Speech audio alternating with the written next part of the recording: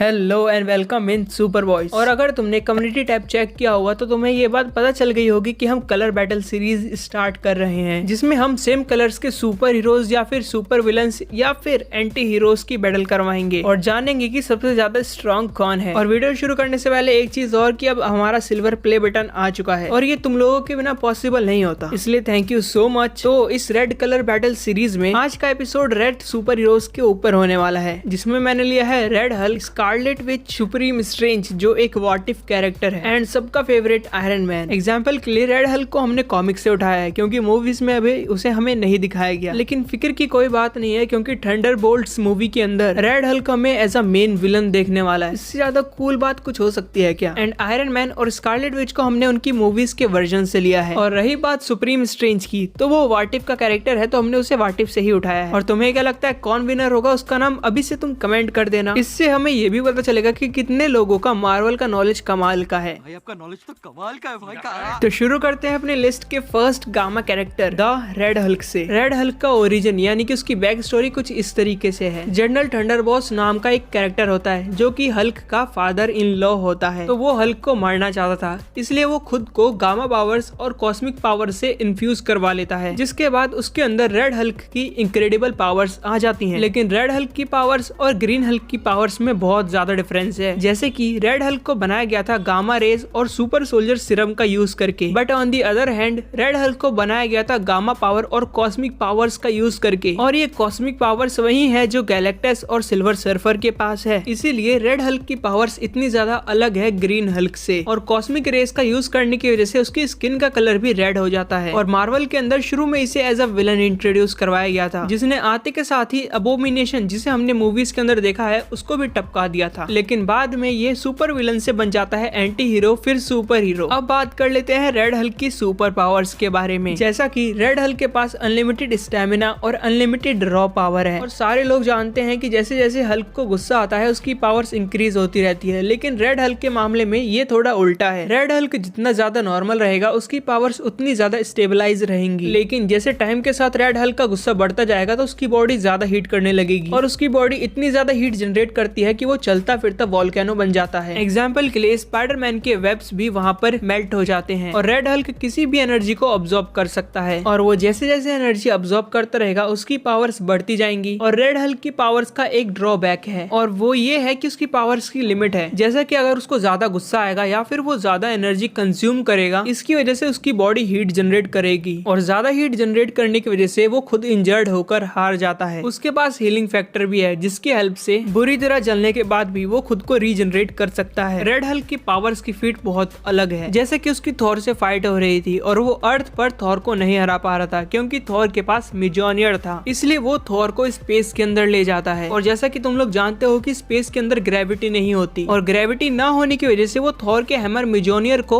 उसी से थॉर को पीट देता है। साथ ही रेड हल्क ने नेमोर को हराया है और आयरन मैन को हराया है उसके स्टेल्थ सूट के अंदर। उसने सिल्वर सर्फर को भी नॉक किया है, यहाँ तक कि द वॉचर जो कि एमसीयू का मल्टीवर्सल बीइंग है, और बहुत ही कम लोग हैं जो द वॉचर की प्रेजेंस को महसूस कर सकते हैं। और रेड हल्क उनमें से एक था जिसने द वॉचर को सेंस करके उसको पंच भी मारा था। और जब डॉक्टर ब्रूस बैनर हल्क बनता है तो वो अपने कंट्रोल में नहीं होता क्योंकि उसके अंदर हल्क और ब्रूस बैनर की डिफरेंट पर्सनैलिटीज हैं। लेकिन दूसरी तरफ जनरल थंडरबोल्ट रॉस जब हल्क बनता है तब उसका अपनी बॉडी के ऊपर फुल कंट्रोल होता है, जिसकी वजह से वो अपने मिलिट्री माइंड से वेपन्स का भी यूज कर सकता है। ओके, तो रेड हल्क के बारे में काफी ज्यादा बात हो गई। अब बात करते हैं आयरन मैन के बारे में। आयरन मैन वो पर्सन है जिसने थैनोस को ब्लीड करवाया, एवेंजर्स को फॉर्म किया और पूरे यूनिवर्स को बचाने के लिए खुद को सैक्रिफाइस कर दिया, और जाते जाते भूल गया थैनोस और उसकी पूरी आर्मी को। आयरन मैन अर्थ का अब तक का सबसे जीनियस पर्सन है। अपनी लाइफ में आयरन मैन ने बहुत सारी मिस्टेक्स करी, लेकिन हर बार उसने उसको ठीक किया अपनी एक नई इन्वेंशन के साथ। तो आयरन मैन ने जितने भी मिस्टेक्स करी और उसको ठीक करने के लिए उसने जितने भी सोल्यूशन करे, उनकी वीडियो देखने के लिए तुम कमेंट सेक्शन में चेक कर सकते हो। आयरन मैन ने थॉर से फाइट करी है, यहाँ तक कि कैप्टन अमेरिका से भी फाइट करी है। आयरन मैन का सैक्रिफाइस इतना ज्यादा हीरोइक था कि उसकी तारीफ खुद वॉचर भी करता है व्हाट इफ के एक एपिसोड में। आयरन मैन अकेला ऐसा पर्सन था जो पूरी इन्फिनिटी वॉर मूवी में पहली बार थैनोस के सामने सरवाइव कर रहा था। और आयरन मैन और थैनोस की फाइट हो रही थी टाइटन प्लेनेट के ऊपर, जहाँ पर आयरन मैन के पास लिमिटेड रिसोर्सेज थे थैनोस से फाइट करने के लिए। लेकिन यही फाइट अगर अर्थ पे होती तो हो सकता है कि थैनोस को आसानी से रोक लेता आयरन मैन। और हमें ये बात भी नहीं भूलनी चाहिए कि Avengers age of Ultron movie के अंदर हल्क को रोकने वाला पहला कैरेक्टर आयरन मैन ही था। नहीं तो एमसीयू की मूवीज में कोई भी हल्क को नहीं नॉकआउट कर पाया था, चाहे वो थॉर हो या फिर अबोमिनेशन। ओके, तो अब बात कर लेते हैं स्कारलेट विच की। स्कारलेट विच AKA वांडा एक रशियन है जिसको अपनी पावर्स मिलती है इन्फिनिटी स्टोन्स की हेल्प से। एज ऑफ अल्ट्रॉन मूवी के अंदर वांडा के ऊपर एक्सपेरिमेंट किए जाते हैं, जिसके बाद स्पेस स्टोन वांडा को काफी इनक्रेडिबल पावर्स प्रोवाइड करता है और अब वांडा बन चुकी है स्कारलेट विच और वो इसकी डेस्टिनी में था, क्योंकि जब वांडा स्पेस स्टोन के कांटेक्ट में आती है तब उसे स्कारलेट विच दिखाई देती है। स्कारलेट विच एक ऐसी एंटिटी है जो कि नेक्सस बीइंग है, और मैं आपको बता दूं कि कैंग भी एक नेक्सस बीइंग है, यानी कि मार्वल के सारे मल्टीवर्स में वांडा और कैंग एग्जिस्ट करते हैं। स्कारलेट विच की पावर्स काफी ज्यादा इंक्रीज हो जाती है डार्क होल्ड बुक पढ़ने के बाद, और डार्क होल्ड ब्लैक मैजिक की एक एंशिएंट बुक है जिसे लिखा गया है संस्कृत लैंग्वेज के अंदर। Scarlet Witch dark hold book पढ़ने के बाद इतनी ज्यादा पावरफुल हो गई थी कि उसने डॉक्टर स्ट्रेंज के साथ वोंग और पूरे कमरताज के सारे सॉर्सरर को अकेले हराया था, और ये वो कैरेक्टर थी जो कि एंड गेम मूवी के अंदर बिना ज्यादा कोई एफर्ट लगाए थैनोस को पेन का एहसास करवा रही थी। और यहाँ तक कि इन्फिनिटी वॉर मूवी के अंदर उसने थैनोस की इन्फिनिटी पावर को रोका और सेम टाइम पर उसने एक इन्फिनिटी स्टोन्स भी डिस्ट्रॉय कर दिया था, जो कि नेक्स्ट लेवल फीट है पूरे मार्वल के अंदर। अब बात करते हैं अपने लास्ट कैरेक्टर जो है सुप्रीम स्ट्रेंज। तो जैसे स्कारलेट विच की पावर डार्क होल्ड की वजह से बढ़ी थी, उसी तरह सुप्रीम स्ट्रेंज की पावर्स बढ़ी थी डार्क होल्ड जैसी हजारों बुक्स पढ़कर। और सुप्रीम स्ट्रेंज ने मल्टीवर्स लेवल मैजिक की काफी सारी बुक्स पढ़ रखी हैं, और इतनी नॉलेज कम नहीं थी कि उसने काफी सारे डीमंस की पावर्स को भी अब्सॉर्ब किया है। इसमें डिफरेंट डायमेंशन के अलग अलग डीमंस हैं जो कि काफी ज्यादा पावरफुल है, और सुप्रीम स्ट्रेंज ने एक ऐसे अटैक को रिवर्स किया है जिसकी वजह से पूरी गैलेक्सी तक डिस्ट्रॉय हो चुकी थी। और सुप्रीम स्ट्रेंज की पावर्स इतनी ज्यादा बढ़ जाती है कि वो अपने यूनिवर्स को ही डिस्ट्रॉय कर देता है। ओके, तो यही थी चारों सुपर हीरोज की एबिलिटी, ओरिजिन, उनकी पावर्स और साथ ही में वीकनेस। इन चारों सुपर हीरोज में अगर रेड हल्क और आयरन मैन की फाइट होती है तो उसमें आयरन मैन जीतेगा, और वो इसलिए क्योंकि रेड हल्क से काफी ज्यादा स्ट्रॉन्गर था थैनोस, और रेड हल्क की पावर पंचेस और उसकी स्ट्रेंथ भी इतनी ज्यादा काम नहीं आने वाली आयरन मैन के खिलाफ, क्योंकि आयरन मैन के पास नैनोटेक टेक्नोलॉजी है, और अगर रेड हल्क आयरन मैन के ऊपर एनर्जी अटैक भी करता है तो उसका भी आयरन मैन के ऊपर कोई असर नहीं होगा। वो इसलिए क्योंकि वो सीन याद करो यार, जब थैनोस ने पावर स्टोन की पावर का यूज करके आयरन मैन के ऊपर हमला किया था तब आयरन मैन को कुछ भी ज्यादा डैमेज नहीं हुआ था, और सेम पावर का यूज एक सेलेस्टियल ने एक प्लेनेट के ऊपर किया था तो वो पूरा प्लेनेट ही डिस्ट्रॉय हो चुका था। तो यहाँ पर तुम आयरन मैन की ड्यूरेबिलिटी का अंदाजा लगा सकते हो। और रेड हल्क डॉक्टर स्ट्रेंज और स्कारलेट विच के सामने भी कोई चांस डिजर्व नहीं करता, क्योंकि डॉक्टर स्ट्रेंज और स्कारलेट विच इजिली हल्क को पेल सकते हैं, आई मीन रेड हल्क को। और अब यहाँ पर 3 सुपर हीरोज बचे हैं, जिसमें से अगर इन तीनों की फाइट हो तो सबसे पहले हारेगा आयरन मैन, चाहे हम आयरन मैन की अकेले फाइट स्कारलेट विच से करवाएं या फिर सुप्रीम स्ट्रेंज से। इन दोनों केस में सबसे पहले आयरन मैन हारेगा, जिसका रीजन सिंपल है, और वो ये है कि स्कारलेट विच और सुप्रीम स्ट्रेंज का जो मैजिक है वो अलग मल्टीवर्सल लेवल का है, और अगर कोई बंदा इन्फिनिटी स्टोन्स लेकर भी आता है इन दोनों को हराने के लिए तो उसको भी काफी ज्यादा प्रॉब्लम्स फेस करनी पड़ेगी इन दोनों को हराने के लिए। तो अब हम आ चुके हैं टॉप 2 में, और अब बचे हैं स्कारलेट विच और सुप्रीम स्ट्रेंज। और सस्पेंस को कम करते हुए मैं बता देता हूँ कि इस फाइट को जीतेगा अपना सुप्रीम स्ट्रेंज। भले ही मैडनेस और मल्टीवर्स में हमें स्कारलेट विच को काफी ज्यादा पावरफुल दिखाया गया, लेकिन सुप्रीम स्ट्रेंज के पास जो नॉलेज है और जो एक्सपीरियंस और जो मॉन्स्टर्स की पावर है वो स्कारलेट विच के लिमिट से भी बियॉन्ड है। इसलिए रेड सुपर हीरो बैटल का विनर है सुप्रीम स्ट्रेंज। और नेक्स्ट कलर बैटल कौन सी होनी चाहिए उसके लिए कमेंट कर देना, और इंस्टाग्राम पे फॉलो करना बिल्कुल मत भूलना, जिसका लिंक तुम्हें डिस्क्रिप्शन में मिल जाएगा। और मिलेंगे अगली वीडियो में, तब